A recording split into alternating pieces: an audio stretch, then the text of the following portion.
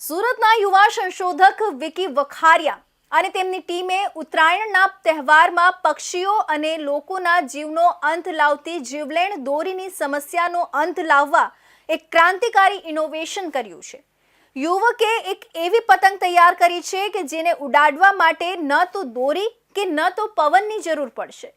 દિવસે તો ઠીક, આ પતંગ રાતે પણ બટરફ્લાય બની આકાશને રંગોથી ભરી દેશે। આ પતંગ અકસ્માતો તો ઘટાડશે, સાથે સાથે પર્યાવરણનું રક્ષણ કરવાનું પણ માધ્યમ બનશે। વિકીની ટીમે આ સુરતી પતંગ ઇન્ડોનેશિયા, સિંગાપોર અને ચીન સહિતના આંતરરાષ્ટ્રીય કાઇટ ફેસ્ટિવલમાં ઉડાડી વિદેશમાં પણ આપણા દેશનો ડંકો વગાડ્યો છે। ચીનમાં તો તેણે સિલ્વર પ્રાઇઝ જીત્યો હતો અને ઇન્ડોનેશિયામાં વડાપ્રધાન નરેન્દ્ર મોદી સાથે પતંગ ઉડાડીને ટેકનોલોજી વિશે ચર્ચા કરવાની તક મેળવી હતી। આ સફળતા પાછળ ટીમની અથાક મહેનત રહેલી છે। વિકી વખારિયા અને ભાવેશ ગોસાઈ, પ્રથમ માવાપુરી અને પાર્થ લેકડિયા, આ 4 મિત્રોની ટીમે રાત દિવસ એક કરીને રિસર્ચ કર્યું હતું।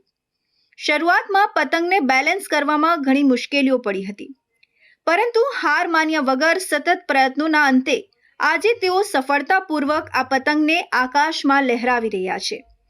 આ પતંગ સામાન્ય પતંગો કરતાં સાવ અલગ છે। તેની સૌથી મોટી વિશેષતા એ છે કે તેને ઉડવા માટે પવનની જરૂર પડતી નથી। પવન હોય કે ન હોય, આ પતંગ આકાશમાં સ્થિર રહી શકે છે અને મનગમતી દિશામાં ઉડી શકે છે। આ પતંગને અત્યાધુનિક રિમોટ દ્વારા નિયંત્રિત કરવામાં આવે છે। દોરીવાળા પતંગમાં મર્યાદિત હિલચાલ શક્ય છે, જ્યારે આ પતંગ દ્વારા આકાશમાં લૂપ, રોલ અને ડાઇવ જેવા જટિલ સ્ટન્ટ્સ ખૂબ જ સરળતાથી કરી શકાય છે। પતંગમાં ખાસ પ્રકારની લાઇટિંગ લગાવવામાં આવી છે, જે રાત્રિના સમયે આકાશમાં અદ્ભુત નજારો પેદા કરે છે। અમે લોકો લાઇટ વાળા પતંગ તો બનાવ્યા છે, એમાં લાઇટિંગ પણ છે અને સાથે સાથે બીજી ખૂબી એ છે કે આ પતંગ એવો છે કે હવા હોય કે નહીં હોય પણ આ આકાશમાં ઉડે અને આ પતંગ રિમોટ કંટ્રોલથી ઉડવા વાળો પતંગ છે। આ પતંગ એકાદ વાર આવી રીતના બેઠા હતા અને જોતા ન્યૂઝમાં સાંભળતા હતા કે કોઈના ગળા કપાય છે, કોઈ પક્ષીઓ દૂરથી લપટાઈ જાય છે અને આ બધું ઘણાની ઈજા થાય છે ને, એ જોઈને બહુ દુઃખ થતું હતું કે ભાઈ ચલ એવું કંઈક બનાવીએ કે જેનાથી આપણે રિમોટથી આ પતંગને ઉડાવી શકીએ।